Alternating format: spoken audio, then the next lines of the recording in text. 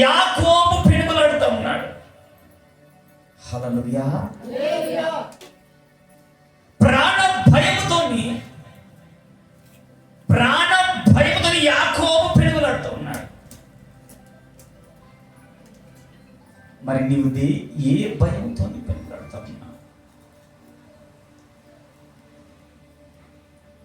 దయచేసి చెప్తున్నాను,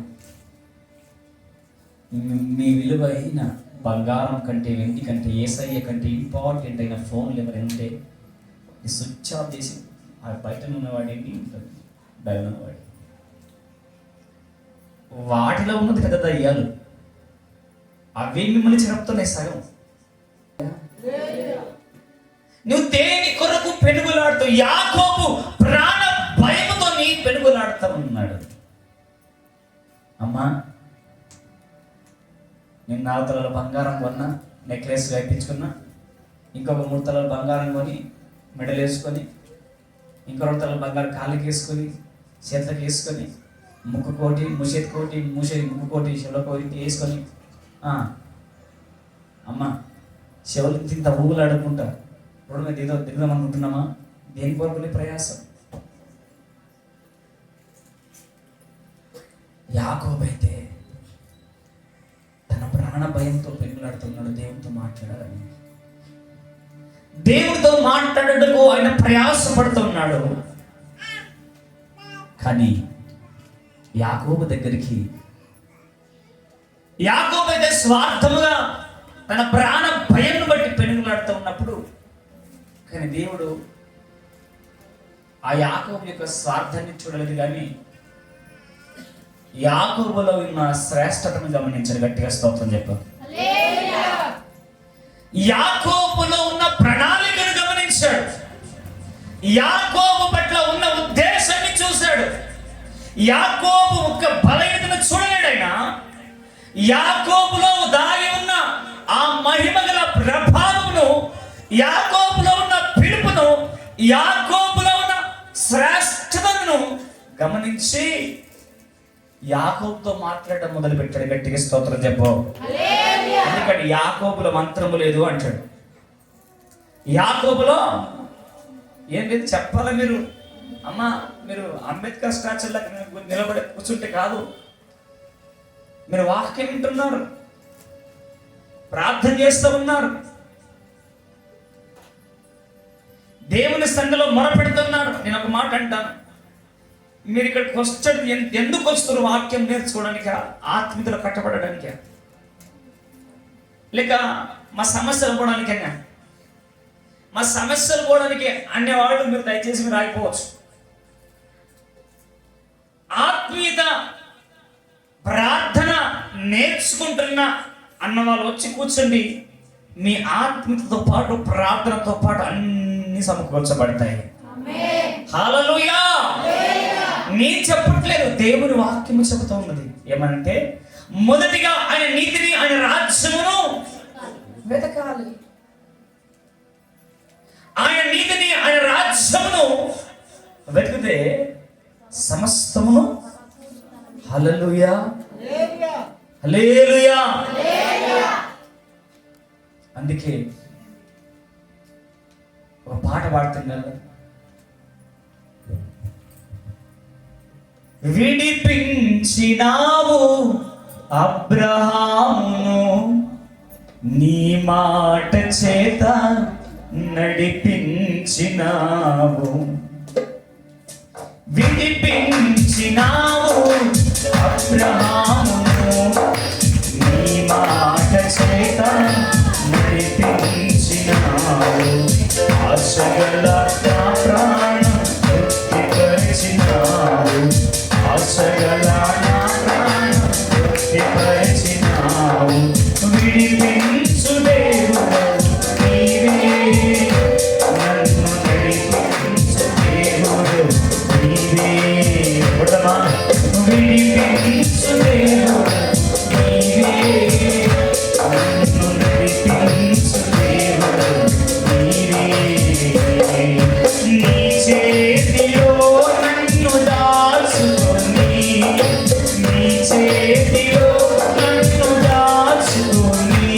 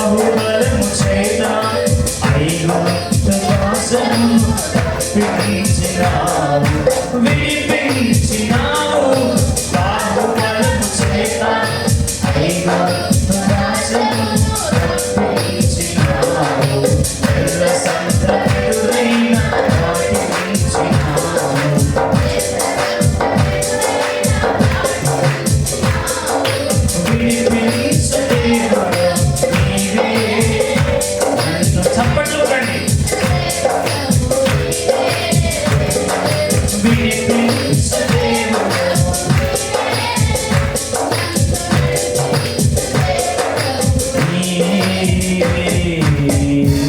హల్లెలూయా.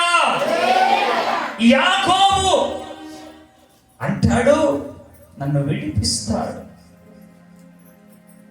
ఆయన విడిపించే దేవుడు, ఆయన నడిపించే దేవుడని యాకోబు తన అంతరంగంలో దేవునితో సత్సంబంధము కలిగి ఆయన రాత్రంతా పెనుగులాడుతూ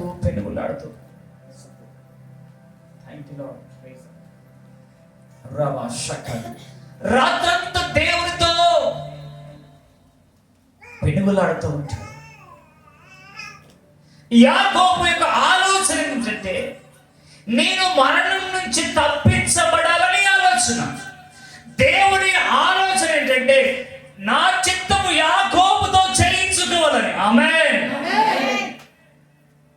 యాకోబు తలంపు ఏంటంటే, నేను నా స్వార్థము కొరకే నేను మరణం నుంచి తప్పించుకోవాలని. కానీ యేసయ్య ఆలోచన ఏంటంటే, మరణం నుండి తప్పించడమే కాదు కానీ నా చిత్తము యాకోబుతో చేయించుకోవాలని. ఆమేన్. అందుకే అబ్రహాము దేవుడు, ఇస్సాకు దేవుడు, యాకోబు దేవుడు. హల్లెలూయా. ఆ మోసగాడి వంశముల నుండి నీతిశ్వరుడు బయటకు వచ్చాడు. హల్లెలూయా. ఆ యాకోబు అను మోసగా గాడిగా పిలువబడుతున్న ఆ వంశం నుంచే యూదా గోత్రపు సింహమైన యేసయ్య బయటికి వచ్చిండు. హల్లెలూయా. యాకోబుల నుండే ఎవరు వచ్చారు? యోసేపు వచ్చాడు. హల్లెలూయా. పోయిన వారం గ్యాప్ ఇచ్చిన గ్యాప్ను ఫిలప్ చేస్తా ఉన్నాం. ఆమేన్. పోయిన వారం గ్యాప్ ఇచ్చిన గ్యాప్ని ఫిలప్ చేస్తాం. పరిశుద్ధాత్మ దేవుడు పోయిన వారము మాట్లాడవలసిన మాటలు మాట్లాడనీయకుండా ప్రజలకు కావలసిన దానిని 41వ కీర్తన నుండి మాట్లాడుకుంటూ వచ్చాడు. ఏముంది అక్కడ? మొదటి మాట, అమ్మా, దీనును కటాక్షించువాడు ధన్యుడు ఆపత్కాలములో. హల్లెలూయా. నేను ఒక మాట అంటాను, బహుశా యాకోబు తన మామ అయిన లాబాను కటాక్షించాడేమో అనుకుంటాను. హల్లెలూయా. యాకోబు తన మామ అయిన లాబాను కటాక్షించాడేమో, అందుకే ఆపత్కాలం తప్పించబడ్డాడేమో. అయిపోయింది సర్వీస్, పంపించాలి రిపేరింగ్ సెంటర్కి. హల్లెలూయా. రిపేరింగ్ సెంటర్ ఏంది? ఆత్మీయ రిపేరింగ్ సెంటర్ ఇక్కడ ఉంది. శారీరక రిపేరింగ్ సెంటర్ ఎక్కడ ఉంది? గాంధీ హాస్పిటల్కో. యాకోబు మరి లాభాన్ విషయంలో ఏం పడ్డాడు? కనికరం పడ్డాడేమో. ఇందుకు మాట అంటాను, ఆ మాట చదవండి. 41 పేదలను కనికరించువాడు ధన్యుడు, ఆపత్కాలంలో యెహోవాని. ఈరోజు మేము చాలా మందికి మాతో అయినంత వరకు మేము కనికరించి సహాయం చేసామయ్యా. మాతో సాధ్యమైనంత వరకు మేము ప్రేమ చూపామయ్యా. మాతో సాధ్యమైనంత వరకు వారికి ఆప్యాయతను అనుగ్రహించి ఇచ్చామయ్యా అని మేము ఆపత్కాలంలో తప్పించబడ్డామన్న వారు లేరా ఇక్కడ? ఉంటే చేయొద్దండి. మేము ఇతరులకు సహాయం లేక మా తోటి సహాయం చేసి మేము అనేక అపాయం నుంచి తప్పించబడుతున్నాం అన్న వాళ్ళు చేయి పైకెత్తండి. హల్లెలూయా. నువ్వు నష్టమే ఎదుర్కొంటున్నావు, నువ్వు శ్రమనే ఎదుర్కొంటున్నావు. ఎదుర్కొంటున్నావు, నీవు ఇరుకు ఇబ్బందిని ఎదుర్కొంటున్నావు. కానీ నీవు ఎవరికో ఆపత్కాలంలో సహాయం చేసి దీనులను ఆదుకున్న విధానాన్ని బట్టి దేవుడు నీ ఆపత్కాలం నుంచి తప్పించుతూ వస్తూ ఉన్నాడు. హల్లెలూయా. మాకైతే అది సుపరిచితమే. ఈ పదం మాకైతే ఈ పదము సుపరిచితమే. ఎందుకంటే మా చిన్ననాటి నుండి, మా బాల్య వయసు నుండి మాకు జ్ఞానము వివేచన వచ్చినప్పటి నుండి మేము ఎవరికి అన్యాయం చేసి దోచుకొని మేము నష్టపోయాము, మేము దోచుకోబడ్డాము, నిందించబడ్డాము, అవమానించబడ్డాము, త్రోసివేయబడ్డాము, కొట్టబడ్డాము, నెట్టబడ్డాము. కానీ మనుషులు కొట్టిన, మనుషులు త్రోసివేసిన యేసయ్య త్రోసివేయలేడు. అందుకే మీ ముందున్నా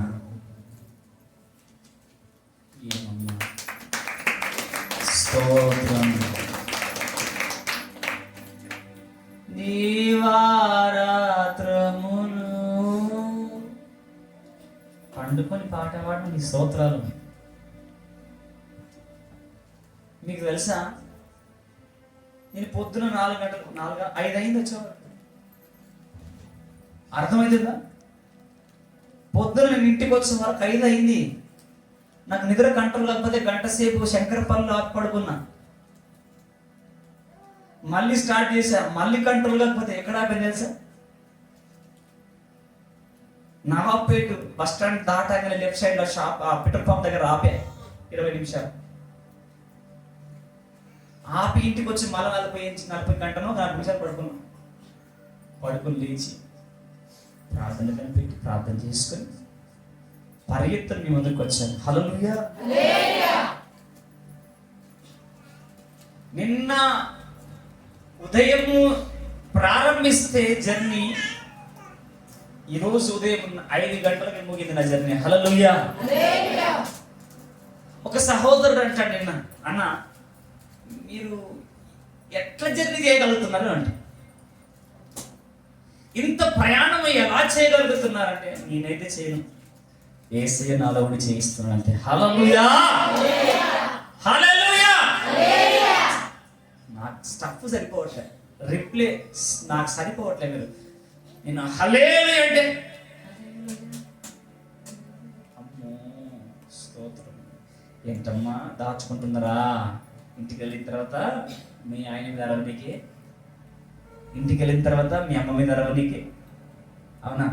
ఇంటికి వెళ్ళిన తర్వాత కంప చేయనీకి పెంట చెంది దాచుకుంటున్నా తల్లి. ఇప్పుడు ఇక్కడ ఈ అరుపులు దేవుని సన్నిధికి వినబడాలి అంతే. ఆమేన్, ఆమేన్, ఆమేన్.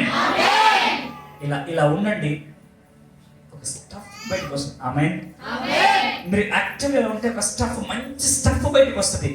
మీరు మంచి భోజనం అనుకుంటారా, లేక సప్ప భోజనం అనుకుంటారా? మంచి భోజనం అంటే మంచిగా స్పందించాలి మీరు. ఆమేన్. మంచిగా స్పందించాలి.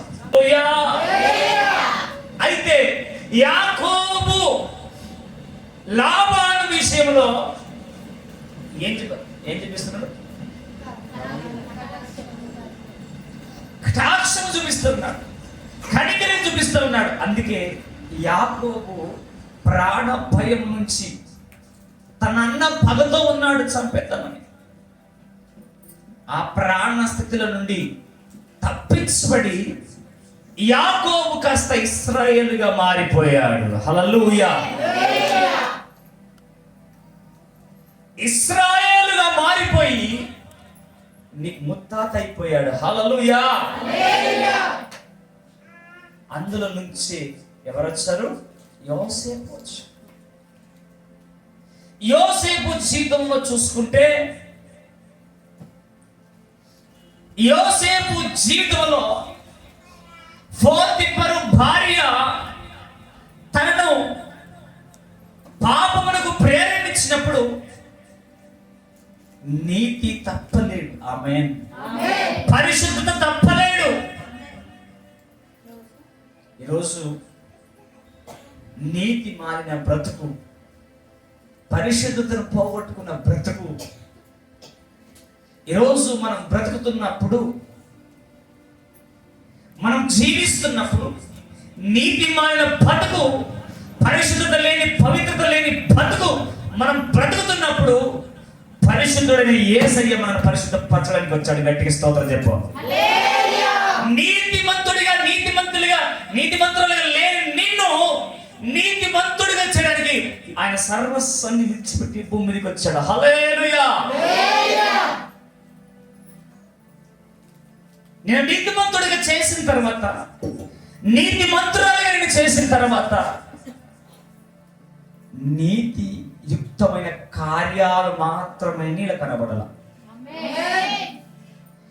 నీతి సంబంధమైన మాటలే పలుకే నీలో ఉండాల. నీతి కలిగిన చూపులే ఉండాల.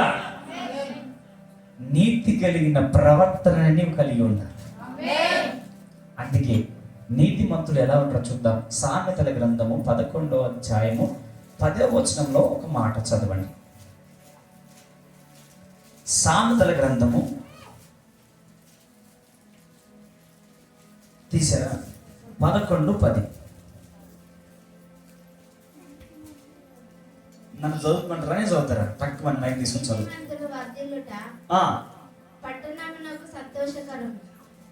నీతిమంతులు వర్ధిల్లుట పట్టణమునకు సంతోషకరము, భక్తిహీనులు నశించినప్పుడు ఉత్సాహార్థమని పుట్టును. హల్లెలూయా. నీతిమంతులు వర్ధిల్లితే ఆమేన్. నీతిమంతులు గొప్పలైతే ఆమేన్. నీతిమంతులు ఉన్నత స్థాయికి వెళితే ఆమేన్. నీతిమంతులు బాగుపడితే ఆమేన్. నీతిమంతుడికి ఆస్తి కలిగితే ఆమేన్. నీతిమంతుడికి గర్భఫలం కలిగితే ఆమేన్. నీతిమంతుడు గొప్పవాడైతే ఆమేన్. ఆ గ్రామానికి సంతోషం అంట. హల్లెలూయా. ఆ ఇంటికి సంతోషం, ఆ పట్టణానికి సంతోషం, ఆ దేశానికి సంతోషం.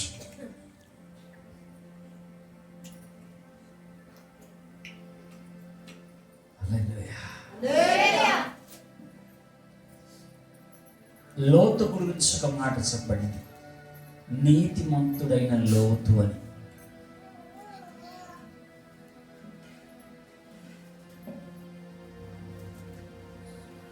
నీతిమంతుడైన లోతు అని. ఎవరికైనా బలి కలుగుతుందా? లోతు మనసులో నీతి గురించిన ఆరాటం ఉంది. హల్లెలూయా. లోతుకు నీతి గురించిన ఆలోచన, ఆరాటము తన అంతరంగంలో ఉన్నది.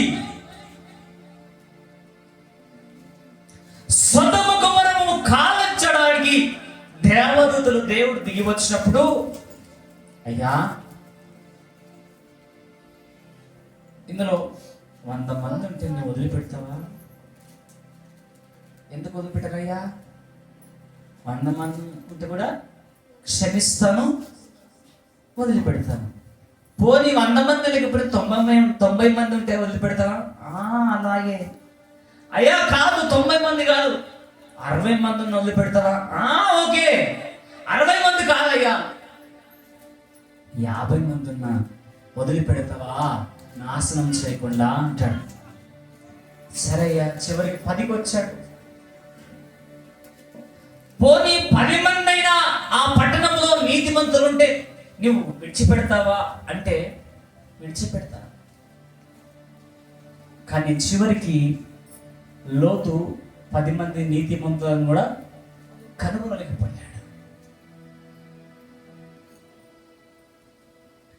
10 మంది నీతిమంతులను కూడా కనుగొనలేకపోయాడు. కానీ తన మనస్సు ఆరాట పడుతున్నది దేని కొరకు అంటే నీతి కొరకు. గట్టి చప్పట్లు కొట్టాడు. లోతు అంతరంగము, లోతు మనస్సు దేని కొరకు ఆరాట పడుతుంది? ఇంటి కొరక, బిల్డింగ్ కట్టుకోవడానికి, ఆస్తులు సంపాదించడానికి, నా భార్యకి నెక్లెస్, నా చేతికి 4 ఉంగరాలు, ఈ చేతికి 2, ఈ చేతికి ఒక్కొక్క తులం, మంచి ఫార్చునర్ కారు కొని, నోట్ల పాన్ వేసుకొని, నోట్ల పువ్వు పడ్డలు లేక తుప్పుతో పూసుకోవడానికి.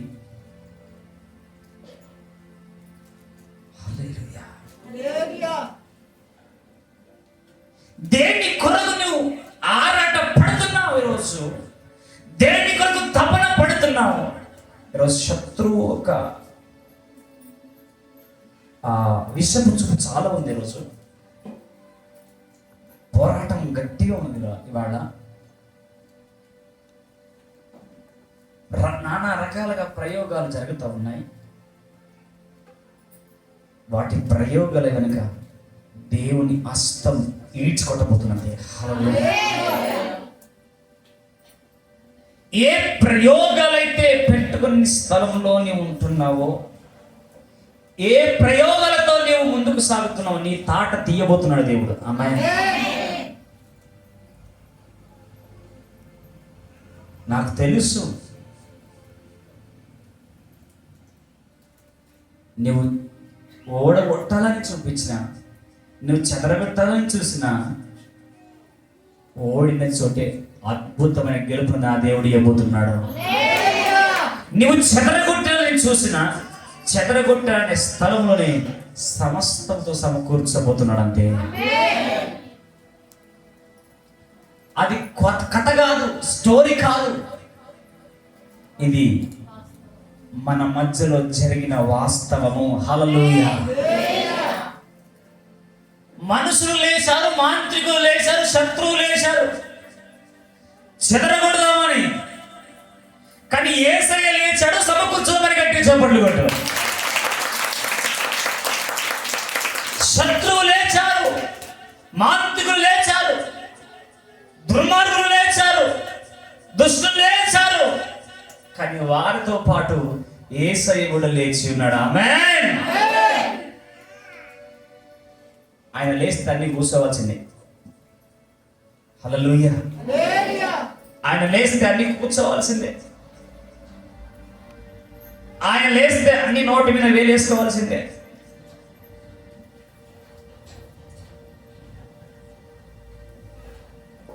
ఆయన లేస్తే గడగడగడగా వనకాల్సిందే. దైవజనమా, ఈ మధ్యాహ్న కాల సమయంలో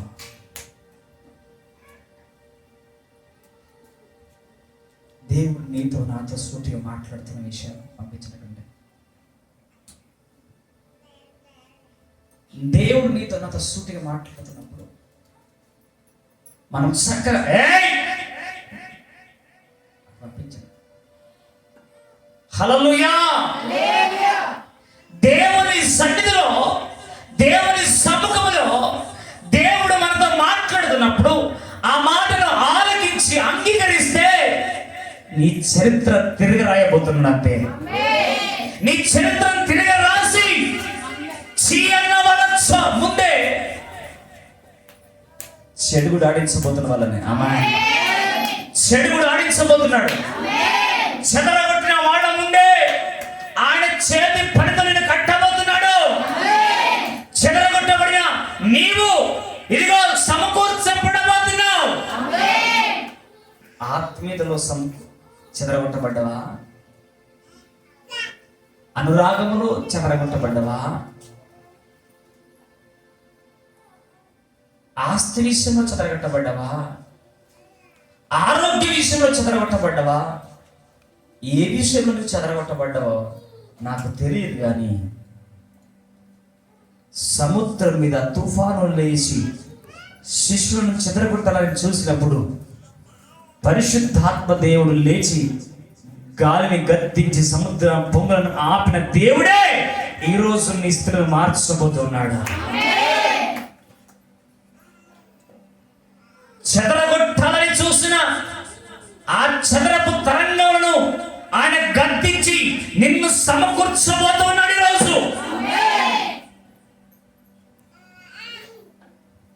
దైవజనమా, దేవుడు మాట్లాడే దేవుడు. ఏ దేవుడమ్మా? ఆయన మాట్లాడకుండా ఉండడానికి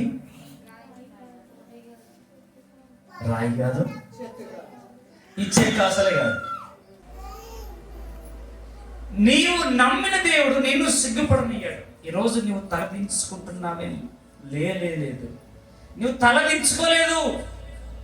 నీ దేవుడు హోల్డ్లో పెట్టాడు. ఆమేన్. ఫోను కట్టు కాలేదు, ఏం చేశాడు? హోల్డ్లో పెట్టాడు. శత్రువుతో మాట్లాడుతున్నాడు. ఆమేన్. అర్థమే గట్టిగా శబ్దం చెప్పండి. నిన్ను కట్ చేయడు దేవుడు, నిన్ను హోల్డ్లో పెట్టాడు. హోల్డ్లో పెట్టి శత్రువుతో మాట్లాడుతున్నాడు. హల్లెలూయా. శత్రువుతో మాట్లాడుతున్నాడు. ఏమని మాట్లాడుతున్నంటే, తిక్కగడ్డ తిరిగిందా, నా స్వాస్థ్యము, నా సొత్తు, నా ప్రజలు అని శత్రుతో మాట్లాడుతున్నాడు. హల్లెలూయా. ఎట్లా బ్రదర్ ఇట్లా పోలుస్తున్నాం ఏంటి అంటారా? యోబుతో మాట్లాడడం పక్కన పెట్టేశాడు. ఎవరితో మాట్లాడుతున్నాడు? సాతానుతో మాట్లాడుతున్నాడు. ఆమేన్. యోబును హోల్డ్ పెట్టేశాడు. పెట్టేసి ఎవరితో మాట్లాడుతున్నాడు? ఇదిగో యోబును చూసావా, ఆయన చాలా నీతిమంతుడు, చాలా భక్తిపరుడు అంటే, అవునా, ఒక్కసారి నాకు అవకాశం ఇవ్వు, నేను చూస్తా అంటే, నీవేమన్నా చేసుకో, అంత కాన్ఫిడెంట్ యోబు మీద యేసయ్య. హల్లెలూయా. యోబుకి అంత కాన్ఫిడెంట్, అంత నమ్మకం. ఎంత నమ్మకంగా దేవుడు మాటిస్తున్నాడు చూడు యోబు విషయం. ఎంత చక్కగా మాటిస్తున్నాడు యోబు విషయంలో. అంత పర్ఫెక్ట్ గా యోబు పర్ఫెక్ట్ అని దేవుడే సాక్షించి నువ్వు ఏమైనా చెయ్యి, కానీ ఆయన మరణం జోలికి ఎంత నీతిమంతుడిగా ఉంటే దేవుడు అంతగా దేవుడు మాట వదిలేస్తాడండి. సంగమా, ఈరోజు నీతిమంతుడిగా, నీతిమంతురాలిగా నీ జీవన విధానం కొనసాగుతుందా? నా మాట చాలా క్లుప్తంగానండి, నేను స్లోగా చెప్తున్నాను, స్పష్టంగా ముందు పెడుతున్నాను, ప్రయాసంలో పెడుతున్నాను, పెనుగులాడుతూ పెడుతున్నాను మీ ముందు. హల్లెలూయా. ప్రయాసంతో పెనుగులాడుతూ మీ ముందు పెడుతున్నాను.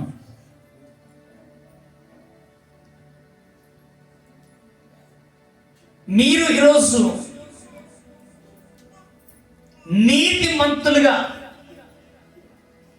నీతిమంతురాలుగా జీవిస్తూ మీ నీతిని బట్టి దేవుడు సాక్ష్యం ఇవ్వగలుగుతూ ఉన్నాడా? పోనీ నీతిమంతురాలు అని నీ భర్త నిన్ను నమ్ముతూ ఉన్నాడా? గుండెల మీద చేసుకుందాం, ఈరోజు పరీక్షించుకుందాం, పరిశోధించుకుందాం. నీ భర్త నిన్ను నమ్ముతూ ఉన్నాడా? నీ భార్య నమ్ముతూ ఉందా నిన్ను? నువ్వు నీతిమంతురాలు అని నీ తండ్రి నిన్ను నమ్ముతూ ఉన్నాడా? నీ తల్లి నిన్ను నమ్ముతూ ఉందా? నీ బిడ్డలు నిన్ను నమ్ముతూ ఉన్నారా? ఒక్కసారి సహపరీక్ష చేసుకో. అందుకే దేవుని వాక్యం ఏమంటుందంటే, నీతిమంతుడు వర్ధిల్లుట ఆ పట్టణానికి ఆశీర్వాదం, సంతోషం. నీవు నీతిమంతుడుగా వర్ధిల్లినప్పుడు నీట్లో సంతోషమే. నీవు నీతిమంతురాలుగా వర్ధిల్లినప్పుడు నీట్లో ఆనందదాయకమే. హల్లెలూయా. అందుకే తల్లి అక్కడ ఏమంట తెలుసా? నీతిమంతులు వర్ధిల్లుట పట్టణమునకు సంతోషకరము, భక్తిహీనులు నశించినప్పుడు ఉత్సాహధ్వని. అమ్మా, మరి నీ ఇంట్లో నీ పరిస్థితులు బాగాలేనప్పుడు, లేక నీకు అనారోగ్యం వచ్చినప్పుడు, లేక లేక ఏదో ఒకటి జరిగినప్పుడు మంచివారు సంతోషిస్తూ ఉన్నారా? నీతిమంతులు సంతోషిస్తూ ఉన్నారా? పోనీ నీతిమంతుడిగా నీవు బాధపడుతున్నప్పుడు అనేకులు బాధపడుతున్నారా? ఒక్కసారి స్వపరీక్ష చేసుకో. నిన్ను బట్టి నీ ఇల్లు సంతోషంగా ఉందా? క్వశ్చన్. నువ్వు నీతిమంతురాలు అయితే నీ ఇంట్లో నిన్ను బట్టి సంతోషము నీవు కలుగుతుంది. నువ్వు నీతిమంతుడు అయితే నీ ఇంట్లో నిన్ను బట్టి సమాధానం కలుగుతుంది. నువ్వు నీతిమంతురాలు కాకపోతే నీ ఇంట్లో గలిబిలి. నువ్వు నీతిమంతుడు కాకపోతే నీ ఇంట్లో గలిబిలి. నిన్ను బట్టి నీ భార్య ఏడుస్తుంది, నిన్ను బట్టి నీ పిల్లలు ఏడుస్తారు, నిన్ను బట్టి నీ భర్త ఏడుస్తాడు, నిన్ను బట్టి నీ పిల్లలు ఏడుస్తారు. ఎప్పుడు భక్తిహీనురాలుగా ఉన్నప్పుడు. ఆమేన్. భక్తిహీనురాలుగా ఉన్నప్పుడు నీ కుటుంబం మీదకి భయంకరమైన దుఃఖము, వేదన వస్తుంది, భయంకరమైన శాపం వస్తుంది. నా మాట అందరు జాగ్రత్తగా ప్లీజ్. మ్యూజిషియన్స్ కూడా చాలా చక్కగా దేవుడి మాట వినాల. అందుకే నీతిమంతుల సభలో పాపులు నిలవరు, నీతిమంతుల మార్గము యెహోవాకు తెలియను, దుష్టుల మార్గము ఎక్కడుందన్నమాట? ఎన్నో కీర్తన చదవండి అన్నమాట. నీతిమంతుల సభలో పాపులు నిలవరు, నీతిమంతుల మార్గము యెహోవాకు తెలియను, దుష్టులకు తెలియదు. ఏమ్మా, దుష్టుల మార్గము నాశనం తెలుస్తుంది. హల్లెలూయా. అక్క, దొంగకి దొంగ సైన్ అర్థమైంది, చెడ్డోడికి చెడ్డ సైగనే అర్థమవుతాయి, నీతిమంతుడికి నీతియుక్తమైన సైగలే అర్థమవుతాయి.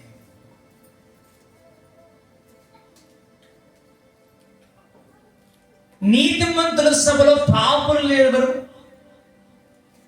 చదవండి అన్నమాట. మళ్ళీ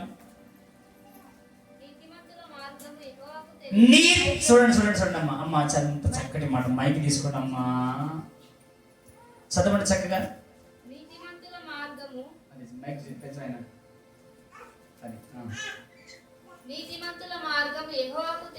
నీతిమంతుల మార్గము యెహోవాకు తెలియను, అమ్మో, మీ ఆయన బుద్ధి నీకు తెలిసి ఉండొచ్చు, నీ మార్గము మీ ఆయన తెలిసి ఉండొచ్చు, లేక మీ మార్గాలు మీ ఆడలు తెలిసి ఉండొచ్చు. ఇక్కడ యేసయ్య అంటున్నాడు, నీతిమంతుల మార్గములు యెహోవాకు తెలియను, దుష్టుల మార్గం అంట నాశనానికి అని చెప్తాడు. నాశనం చేసేవాడు తెలుస్తాడు. నాశనములకు నడుపునంటే వారికి తెలుసు కాబట్టి నడిపిస్తాడు. నాశనానికి దుష్టుల మార్గములు నాశనానికి స్నేహం చేస్తున్నాయి, దుష్టుల మార్గములు నాశనాన్ని కోరుకుంటున్నాయి. నీతిమంతుల మార్గం ఎవరు తెలుస్తుందంట?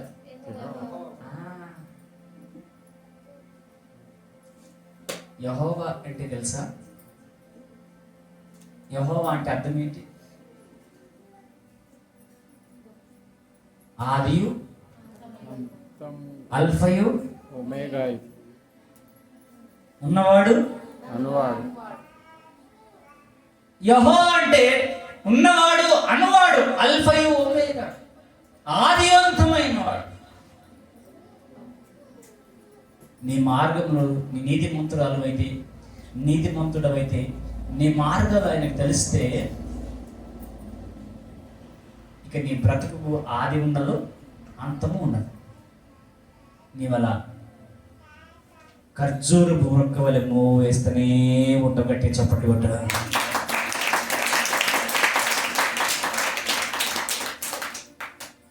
అందుకే మా ఆత్మీయ తండ్రి ఒక పాట రాశాడు.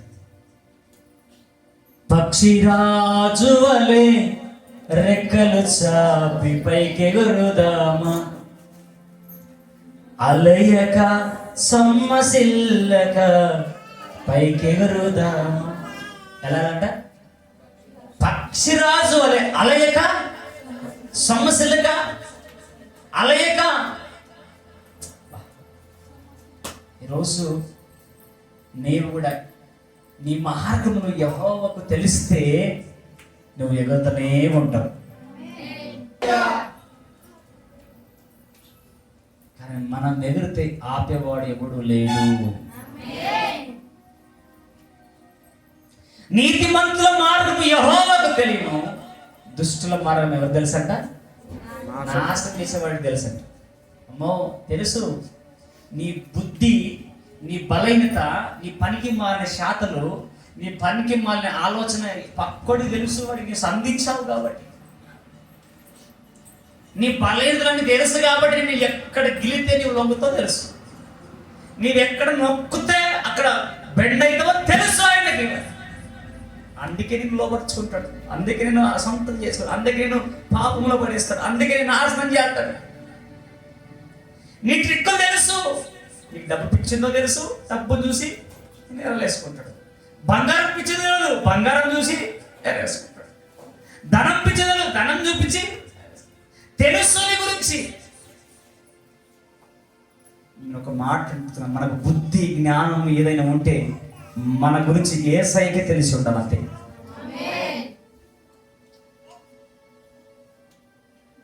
మన గురించి యేసయ్యకు మాత్రమే తెలిసి ఉండాలి. ఏ నరునికి జాడ దొరకద్దు అంటే. హల్లెలూయా. ఏ నరునికి నీ గురించి చెడు గాని మంచి గాని ఏది కూడా తెలియదు. ఒక్కరికి మాత్రం తెలియాలి, ఆయనకి, నజరేయుడైన యేసుక్రీస్తుకి. అప్పుడు ఉంటుందండి నీ జీవితం, అప్పుడు ఉంటుంది నీ బ్రతుకు, అప్పుడు ఉంటుంది ఆవిల నీకు. హల్లెలూయా. నీతిమంతులు వర్ధిల్లుట సంతోషం. పరిస్థితి నీతిమంతుడిగా సింహాల బోన్లో వేసిన నీతి తప్పొద్దు, చెరసాలలో వేసిన నీతి తప్పొద్దు, అగ్నిగుండంలో వేసిన నీతి తప్పొద్దు. ఆ పట్టణం సంతోషించిందండి. హల్లెలూయా. శడ్రకు మేలుస్తున్న బట్టి ఆ సంతోషించి ఆనందించి గంతులేశారు. అబ్బా చాలరయ్యా, ఇక్కడ ముగ్గు చాలరాయ్యా. ఆ పట్టణం సంతోషించింది. దానియేలును బట్టి ఆ పట్టణం సంతోషించిందమ్మా. ఇదిగో దానియేలు దేవుణ్ణి మనము ఏం చేయాలా? ఆరాధించాలి. దానియేలు దేవుణ్ణి మనం నమస్కరించాలా? ఎవపడని అంతకుముందేమన్నా దానియేలు ముందు అందుకేమన్నాడు, ఎవపడని ప్రతిభ నమస్కరించరో ఉతికి ఆరేస్తాను. ప్రార్థన చేస్తున్నప్పుడు గమనించి, అయ్యా పరిస్థితి ఇదంటే జాగ్రత్తగా రక్షించకపోయినా మేము నమస్కరించము, లోపడం అంతే. ఏసారు అంటే అగ్నిగుండంలో చూస్తూ ఉన్నారు, ఏడెత్తలుగా అగ్ని కాలిపోదు. అయితే సింహాల బోన్లో వేసిన నీతి తప్పలేదు, అగ్నిగుండంలో వేసిన నీతి తప్పలేదు. ఆ నీతి తప్పనందుకు ఆ నీతి అగ్నిగుండాన్ని తప్పించింది, సింహాల నుండి. నా మాట అర్థమవుతుందా? వాడు కలిగిన నీతి అగ్నిగుండం నుంచి తప్పించింది, సింహాల నోటి నుండి తప్పించింది. మనం ఒకటే రెఫరెన్స్ తీసుకున్నాం. అందులో కీర్తన భాగంలో మొదటి కీర్తన ఒక రెఫరెన్స్ తీసుకున్నాం. ఇంకా చాలా ఉన్నాయి. ఎన్ని రెఫరెన్స్ అంటే ఇంకా 6 ఉన్నాయి, 7 ఉన్నాయి. సాయంత్రం అవుతుంది. హల్లెలూయా. 5 అయితే రిఫరెన్స్ అని వర్ణించుకునే వారికి అందుకే పాట పాడుతాను.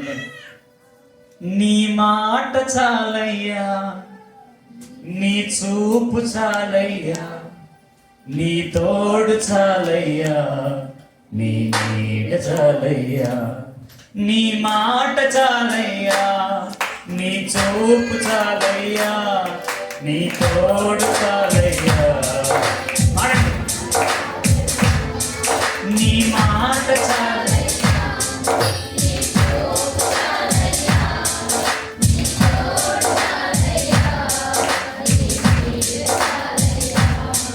నీ ఉంటే నాకు చాలు యేసయ్యా. చప్పట్లు కొట్టి గట్టిగా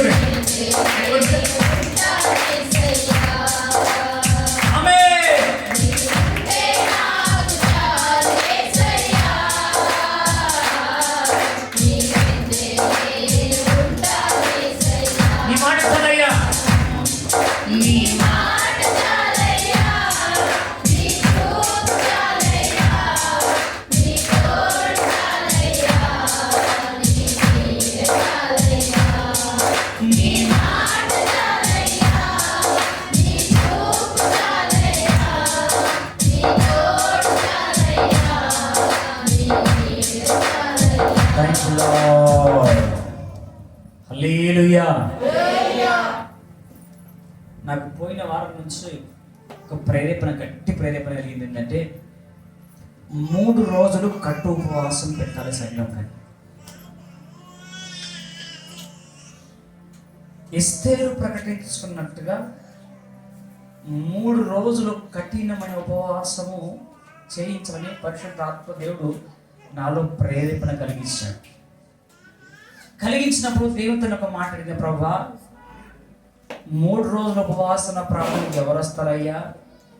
ఒక్కరోజు శుక్రవారం రమ్మంటేనే కింద మీద పడుతున్న భక్తులు.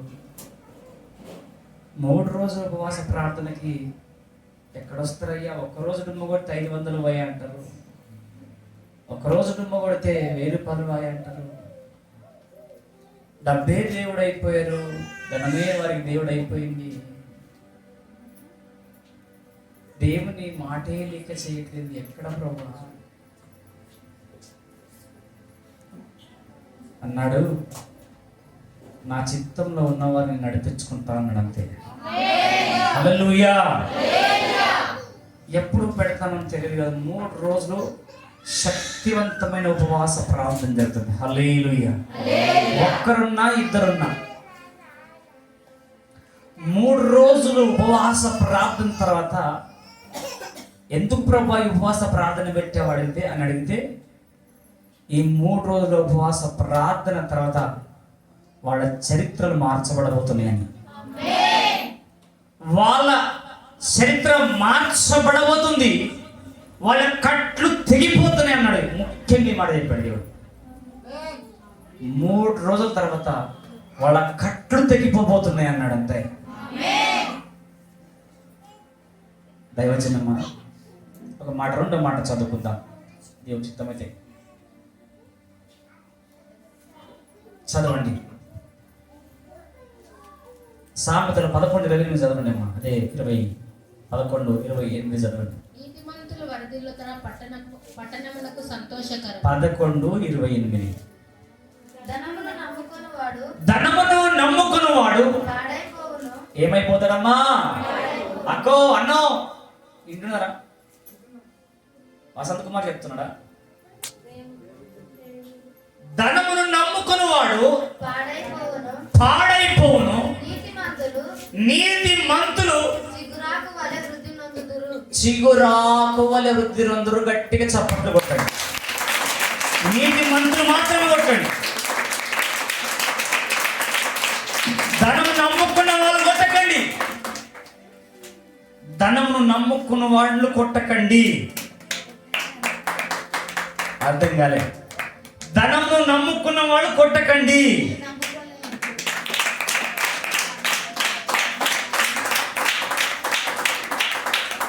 ఓకే, మీరంతా ధనం నమ్ముకున్నారైతే. నేను ధనము నమ్ముకున్న వారు కొట్టండి చప్పట్లు అన్నా. మరి ఎందుకు కొడతలేరు? లేదయ్యా మేము ధనం నమ్ముకున్నామని దిష్టి కొమ్మల్లా కూర్చున్నాం. అర్థం కాలేదా? తిరకస్ చెప్పినానా? మరి తిరకస్ ఉంటుంది కదమ్మా, తిరకస్లో ఉంటుంది శ్రేష్టమైంది. నన్ను దేవుడు తిరకస్ అనుకుంటురా? అయిపోయింది. తిరకస్ ఇట్లున్నామని ఇట్లా తిప్పేశాడు,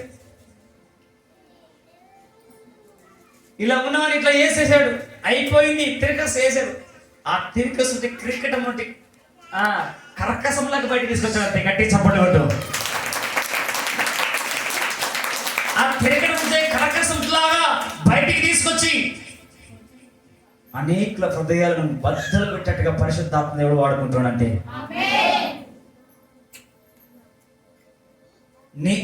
ఏమంటున్నాడ? ధనము నమ్ముకున్న వాడు పాడైపోవును, నీతిమంతుడు చిగురాకు వలె వృద్ధి నందుదురు. నీ వృద్ధి నందాలనుకుంటున్నావా? నీవు అభివృద్ధి పొందాలనుకుంటున్నావా?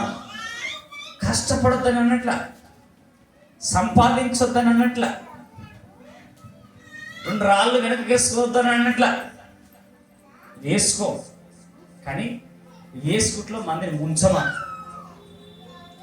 ఆ వేసుకున్నట్లో అన్యాయం చేయమా. ఆ వేసుకున్నట్లో దేవుని మర్చిపోమా. దేవుని పక్కన పెట్టమాక.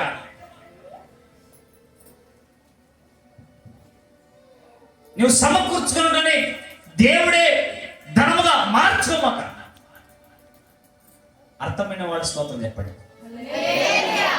అర్థం కాని వాళ్ళ స్తోత్రం చెప్పండి ఒకసారి. నాకు అర్థమైంది. అర్థమైన వాళ్ళ స్తోత్రం చెప్పనంటే చేతులు ఎత్తకుండా స్తోత్రం ఆత్రం ఏది లేదు. హల్లెలూయా. ఇప్పుడు నీ చెప్పండి, ధనము నమ్ముకున్నవాడు ఏమైపోతాడు?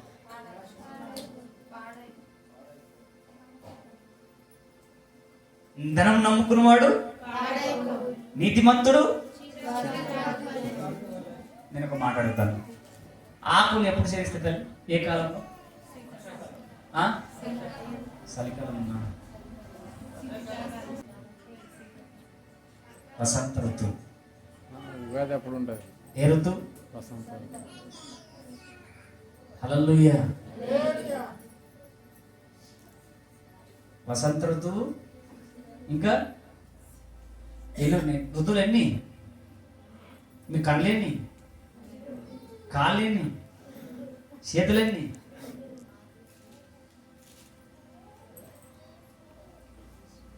దైవజనమా, ఇప్పుడు ఇంకా 4 రోజులు పోతే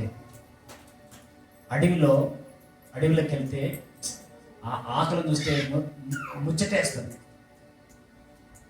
ఇంకొక నెల 15 రోజులు వెళ్తే అడవిలోకి వెళ్తే ఆకులన్నీ రాలిపోయిన అన్ని చెట్లలో నుంచి చక్కటి లేత ఆకులు ఇలా బయటకు వస్తూ ఉంటే ముచ్చటేస్తూ ఉంటుంది. చూస్తూ ఉంటే మురిసిపోతూ ఉంటాం. మీకు తెలుసా, నేను చిన్న ఉన్నప్పుడు మేకలు మేపేటప్పుడు చిరుమని చెట్టు అంటారు. తెలుసా ఎంతమంది? చిరుమని చెట్టు ఎంతమంది తెలుసు? చిరు గట్టి ఉంటుంది, మనలాగానే మొండి ఉంటుంది. అవి గట్టిగా ఉంటుంది, దానికి అంటూ వస్తుంది. అంటూ ఆ చిరుమని చెట్టుకు లేత ఆకులు వస్తే, ఆ లేత ఆకులు ఇంత కొమ్మలు కొట్టుకొని వస్తే మేక పిల్లలకి వేస్తే చక్కగా తింటాయి. మేక పిల్లలకి వేస్తే చక్కగా మురుసుకుంటూ లొట్టలు వేసుకుంటుంది. ఏంటి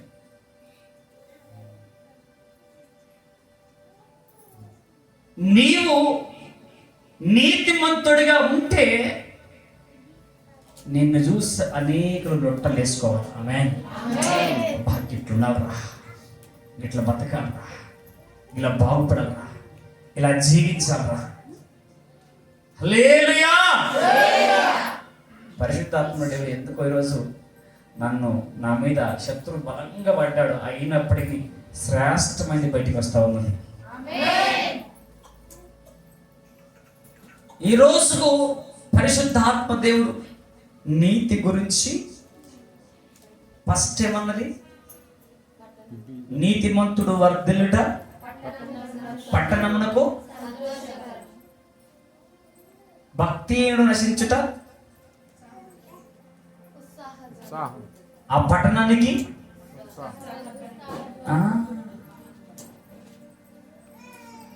నీతిమంతుడు వర్ధిల్లుట ఆ పట్టణానికి, వాడు భక్తిహీనుడు నశించుట ఉత్సాహదని.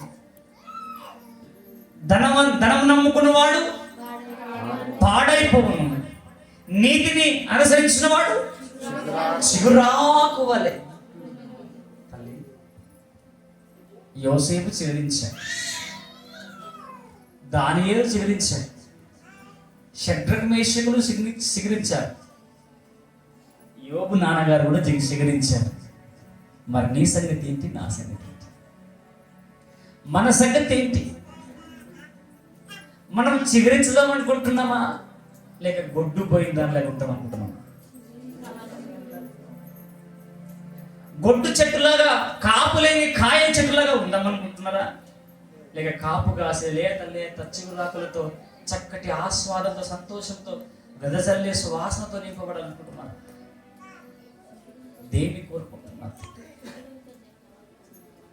ఒకవేళ నేను గొడ్డుగా, నేను ఫలితం లేని దానిగా అని నువ్వు ఉండాలని అని అనుకుంటే ఎలా ఉండాలా? ధన వ్యామోహంతో, డబ్బుతో, లేక ఇంకెలా ఉండాలా? భక్తిహీనతగా ఉండు. లేదయ్యా, నేను సంతోషంగా ఉండాలా, నా చుట్టుపక్కల వాళ్ళు సంతోషంగా ఉండాలా, నేను వారు పిల్లాలా, అనేకలకు సువాసన నేను మారిపోవాలా అనుకుంటే అట్లా నీతి భక్తుడిగా ఉండు. రెండు ఆప్షన్స్ నీ ముందున్నాయి. ఒకటి నీతిగా, ఒకటి భక్తిహీనతగా కదా. భక్తిహీనతలో ధనం వస్తుంది, నీతిలో వర్ధిల్లుట వస్తుంది. దీన్ని కోరుకుంటా. బహుశా నా మాటలు మీకు నచ్చుకుంటున్నాయేమో, తాకుతున్నాయేమో. ప్రభు సంతోషిస్తూ ఉన్నాడు.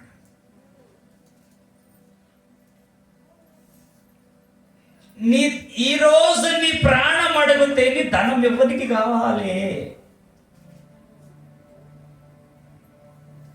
ఈ క్షణమే ఇక్కడ నువ్వు నీ ప్రాణం విడిచిపెడితే నీవు వేసుకున్న బంగారము, నువ్వు కట్టుకున్న పట్టు వస్త్రాలు, నువ్వు సంపాదించిన సంపద ఏమైపోయింది? ఆలోచించండి.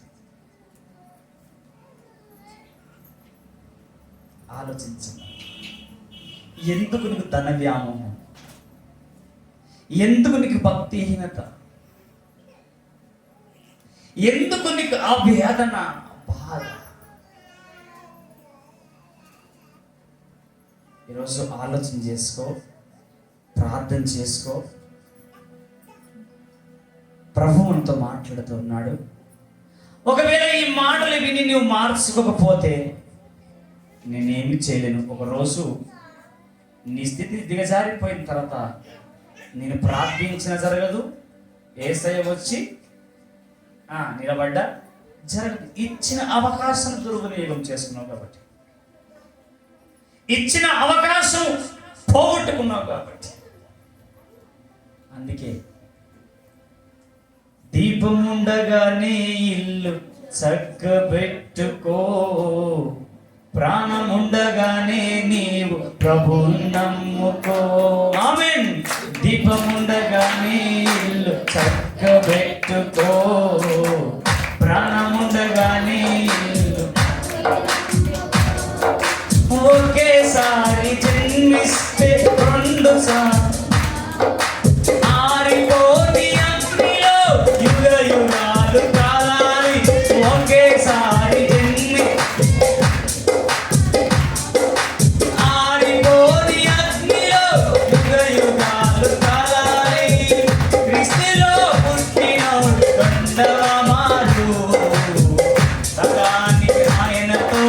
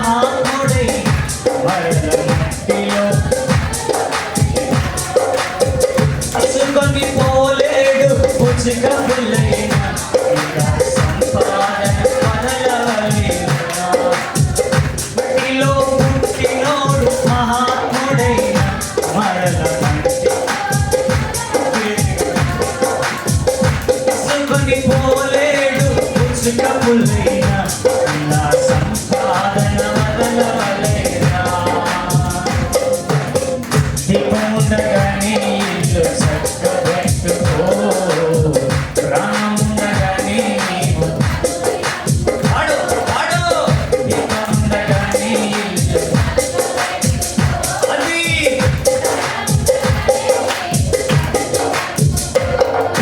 ఒకేసారి జన్మిస్తే 2 సార్లు చావాలి. ఆరిపోని అగ్నిలో యుగ యుగాలు కాలాలి. ఒకేసారి ఆరిపోని అగ్నిలో మట్టిలో పుట్టినోడు మహాత్ముడైన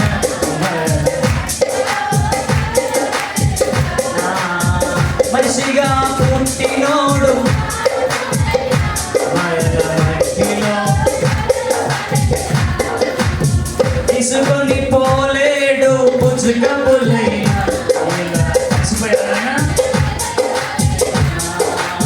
తీసుకొని పోలేడు ఇలా సంపాదన వదలవలేరా. దీపముండగానే ఇల్లు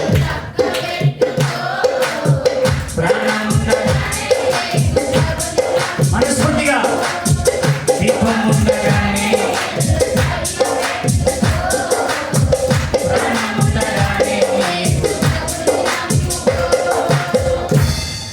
అందరూ కూడా కళ్ళు మూసుకొని, అయ్యా ఈరోజు నాతో సూటిగా మాట. అందరూ లేచి నిలబడండి. మోకరించగలిగిన వారు మోకరించండి, ఇబ్బందిగా వాళ్ళు కూర్చోండి. మిగతా వాళ్ళందరూ కూడా మోకరించగలిగిన వారు, నిలబడగలిగిన వారు ఈ 2 చేయండి. సగం సగం మోకాళ్ళు వద్దు, నాకు ఇష్టం ఉండదు. మడగల మోకాలు అసలే వద్దు. నువ్వు మడగల మోకాలు అసలే బయటికి వెళ్ళిపోవచ్చు. సగం సగం భక్తి, పనికి మాల భక్తి మనకొద్దు. వేస్తే నిలువు మోకాళ్ళే, లేదంటే నిలబడు. అందరూ కూడా కన్ను మూసుకొని, అయ్యా నేను నా జీవితంలో నీతిని కోల్పోయి నీతియుక్తమైన బ్రతుకు లేక ఎన్నో నష్టపోయినాను. నీతిగా బ్రతకలేక ఎన్నోసార్లు బలహీనమైపోయాను. నాతో సూటిగా నీతి గురించి మాట్లాడిన దేవుడవు. నీతిగా జీవిస్తే ఏమి జరుగుతుంది, ఎలా ఉంటాము, నీతిలో ఉన్న శక్తిని, నీతిలో ఉన్న శ్రేష్టతను మాకు వివరించిన దేవుడా నీకు వందనాలని చెబుతారా ప్లీజ్. యూట్యూబ్లో చూస్తున్న వారు, యూట్యూబ్లో వీక్షిస్తున్న ఈ మాటలు వింటున్న దైవజనుడా, సహోదరుడి సహోదరుడా, ఎక్కడి నుంచి ఈ మాటలు వింటున్నావో ఈరోజు దేవుడు నీతో మాట్లాడాడు. నువ్వు మరుచుకుంటే నువ్వు సరి చేసుకుంటే ఖచ్చితంగా దేవుడు నిన్ను చిగురాకు వలె చెరింపజేయబోతున్నాడు. నీ ప్రాంతానికి సంతోషం ఇవ్వబోతున్నాడు. నీ కుటుంబానికి సమాధానం ఇవ్వబోతున్నాడు. నీ అంతరంగానికి శాంతిని ఇవ్వబోతున్నాడు. ఈరోజు ఒకవేళ తెలిసి తెలియక తప్పు చేసుకుంటే క్షమించు ప్రభువా. ప్రతి వారం క్షమించుంటున్నాను, కానీ అదే చేస్తున్నానయ్యా, నా వలన కావట్లేదు, నీవే సహాయం చేయని ఆయన అడిగితే ఖచ్చితంగా నీ సహాయం చేయడం నేనే అంటాడు.